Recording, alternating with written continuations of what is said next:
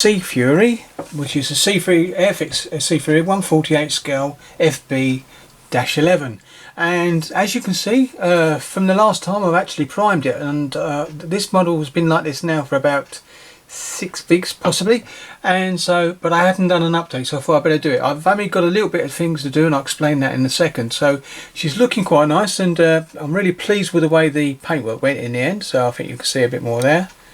There you go. She's really looking apart, and I really like the colours, so that's good. But what I have got to do is, if you see this bit here, this has got to be a metallic colour, same on the other side where the exhaust fumes come out from the heat basically, and it's actually like looks like aluminium colour, which I'm going to decide on the colour later on. All the decals and everything on all the way through. It's add a clear coat as well. The canopy is glued in place at the front, obviously. Oops, sorry, I didn't mean to do that. I keep doing things like that. This canopy is actually glued in place, and this one is just sitting there because that's got to be left in that position, and I shall be sorting that out. But really pleased with it coming. I think I'll just zoom in a little bit on the canopy if I can. I'll just move that up slightly and get it in the centre. There you go, and come back into it. There we go. There you go. Always makes it with the light hitting it, it makes a bit different colour there, but that's not, you can guarantee that's a solid line all the way along there. That's really a good solid line.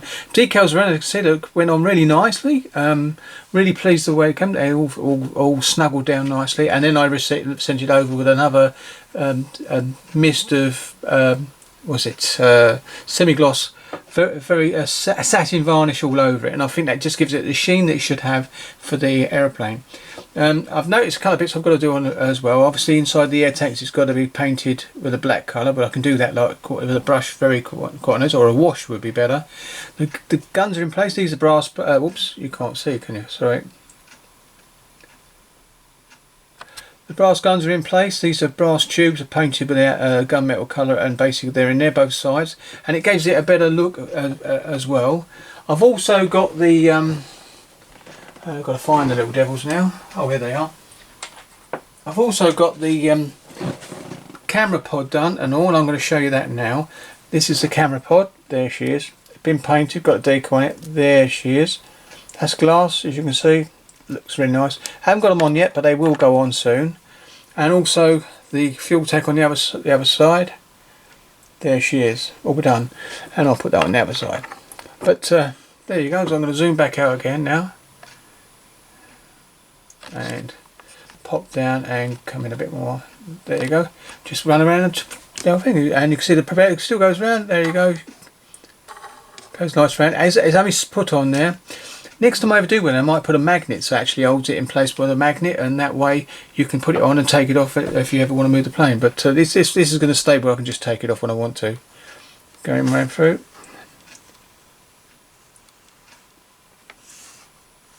It needs weathering as well. I think you can see in there basically, not on this side, the other side, the air intake needs doing. I'll go back. See, it needs a bit of washing there, just definitely a bit of a wash inside there to finish that off. And a bit of weathering, very light weathering, because the planes wouldn't have been filthy, but they would have been, definitely need something.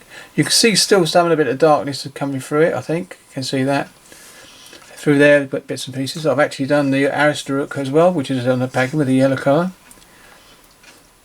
On this one here, the decal here, it broke up a little bit, and I was going to paint the blue on it, but I thought no, they're bolts and rivets for a panel, and that would have got damaged anyway when they was actually doing maintenance. So there you go, it's not done there. Coming back round.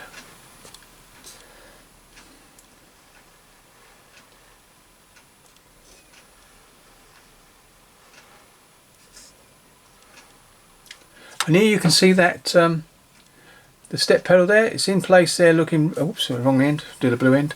It's in place there, it's looked good. I'm going to put a bit of wear on that as well, so we'll be doing that. I'm just finished on my Churchill still at the moment, so it's not too, it's in the what I call a bit heavy dirty in stage at the moment. Switcher will be pleased. Anyway, so there she is, and I'm quite pleased with it. I'll come down a bit low and give you a lower shot of the underneath in a minute. There you go. So if I come down, I'm just going to come. I'm going to lower this down. I'm going to muck about to stop. I was going to do a second film, but I thought no, we'll come down and back up. And there she goes. She's a sleek sleek looking aircraft, as you can see.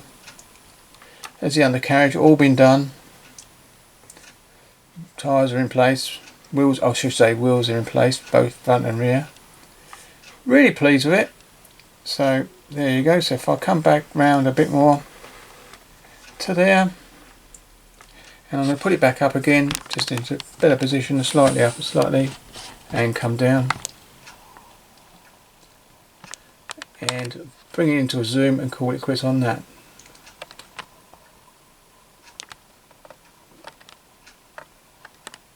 There you go.